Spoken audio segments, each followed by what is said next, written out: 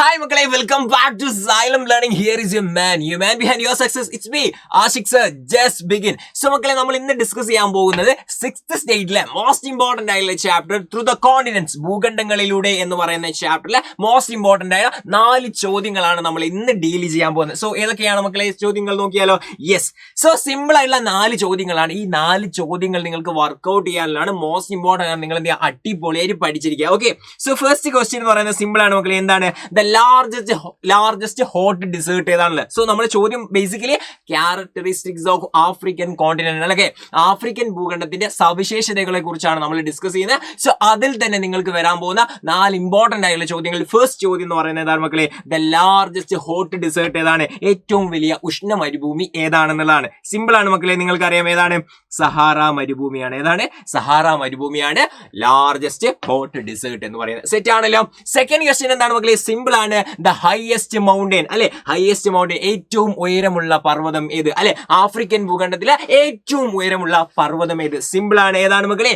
Mount Kilimanjaro ആണ്. Already നമ്മൾ എന്ത് ചെയ്തിട്ടുണ്ട്?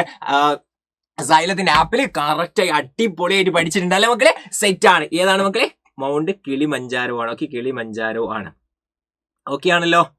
യെസ്, കിളിമഞ്ചാരോ ആണ്. Okay, set. പിന്നെ എന്താണ് മക്കളെ? തേർഡ് ക്വസ്റ്റ്യൻ സിമ്പിൾ ക്വസ്റ്റ്യൻ ആണ്. തേർഡ് ക്വസ്റ്റ്യൻ എന്താണ്? The river basin with tropical rainforest, ഉഷ്ണമഴക്കാടുകൾ ഉൾക്കൊള്ളുന്ന നദീതടം ഏതാണ്? എല്ലാം ആഫ്രിക്കയായിട്ട് ബന്ധപ്പെട്ടുള്ള ചോദ്യങ്ങളാണ്. സിമ്പിൾ ആണ്. ഏതാണ് മക്കളെ?